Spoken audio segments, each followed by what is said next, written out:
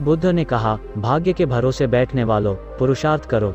जीवन में भूभाग्य का महत्व है, लेकिन भाग्य के भरोसे बैठकर अपने अमूल्य समय को बर्बाद मत करो, क्योंकि पुरुषार्थ करने से तो भाग्य की रेखाएं बदल जाती हैं। भाग्य क्या है?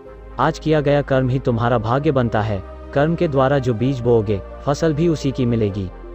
जैसा कर्म तुम आज करोगे, वैसा ही तुम्हारा भविष्य होगा। सौभाग्य और दुर्भाग्य तुम्हारे ही हाथ में है। कर्म के गुण को समझना होगा कि जैसा कर्म होगा, वैसा ही फल मिलेगा। जीवन को सफल बनाने के लिए पाप और पुण्य का बड़ा महत्व है। पूरी सावधानी रखो कि पाप होने न पाए, क्योंकि पाप की सजा जरूर मिलती है। यह जीवन पिछले पापों से छुटकारा पाने के लिए और दूसरे नए पापों से बचने के लिए मिला है। और कोशिश करो हमसे पुण्य कर्म हो। तुम अपने जीवन को धर्म के मार्ग पर चलाओ। तुम्हारे किए हुए पुण्यों से धर्म को शक्ति मिलती है। यह मानव का जीवन बड़े काम का है। इसे सावधानी पूर्वक जीना चाहिए।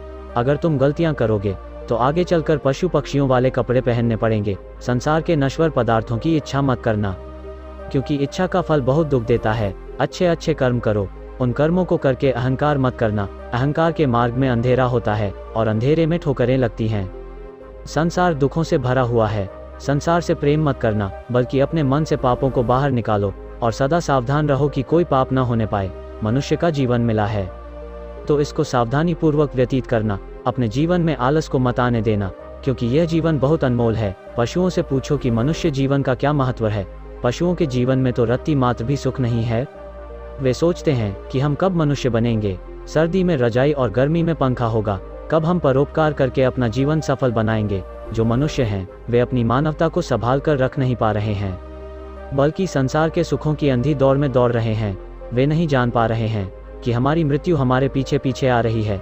मानव जीवन पाया है, बहुत अच्छी बात है। अच्छे अच्छे कर्म करो ताकि मन पवित्र हो जाए, क्योंकि पवित्र मन ही आत्मा को पा सकता है। अपने मन को शरीर में ही फंसा कर मत रखो, क्योंकि शरीर आज है, कल रहेगा या नहीं यह किसी को भी मालूम नहीं है। शरीर आज नहीं तो कल मिटेगा, किंतु आत्मा सदा अमर है। शरीर की आयु कुछ वर्षों की है, परंतु आत्मा अनंत है। वह तीनों कालों में है। आत्मा पहले भी थी, अब भी है और बाद में भी रहेगा।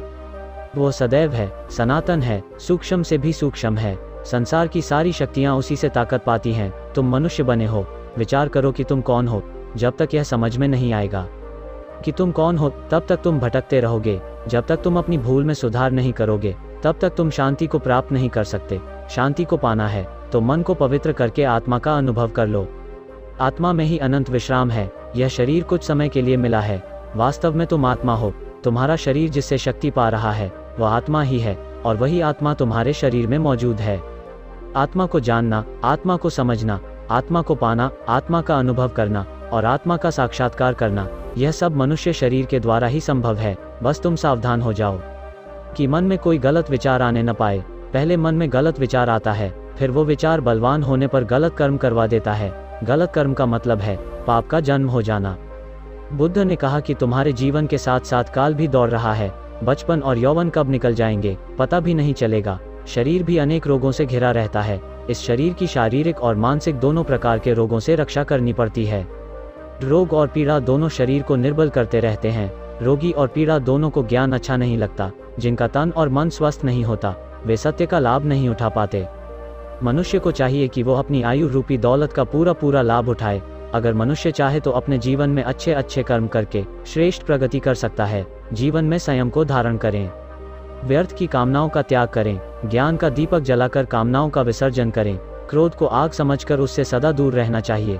सदा ज्ञान गंगा का साथ करो, क्योंकि शुभ विचार ही समस्त समस्याओं का समाधान है। बुद्ध ने कहा कि अपने जीवन से सदा लोभ को दूर रखो, क्योंकि तुम्हारे बूढ़े होने पर भी लोभ बूढ़ा नहीं हो पाता, और लोभ सदा भूखा ही रहता है। उसका पेट कभी भी नहीं भर पाता। अगर लोभ की वासना प्रबल है तो वह दूसरे जन्म में भी पीछा नहीं छोड़ती। जिस मनुष्य को लोभ अपने वश में कर लेता है, उसका ज्ञान वह चुरा लेता है। लोभ को शांत करना है तो संतोष की शरण में जाना होगा। मोह के आकर्षण में मत आना, क्योंकि मोह से तुम्हारा मन बंध जाएगा, और बंधा हुआ मन तुमको बहुत दुख देगा। मन के दुख का कारण है। मन में अगर अज्ञान है तो दुखों से कभी भी छुटकारा नहीं हो सकेगा। बस एक ज्ञान ही है जो तुमको परम शांति और मोक्ष दे सकता है। तुम अपने तन और मन में प्रेम तथा ज्ञान की ज्योति जला लो, फिर तुम्हारे जन्म जमांतर का अज्ञान मिट जाएगा। आज तुम मनुष्य जन्म को धारण करके बैठे हो। इसका मतलब यह है कि तुम शांति और मोक्ष के अति निकट हो। अब तुम संसार में रहकर भी संसार के लगाव में मत फंसना, संसार के अज्ञान से दूर रहना, क्योंकि वह तुमको बांध देगा। अपनी आत्मा का ध्यान करो, वह तुमको सर्व बंधनों से मुक्त कर देगा।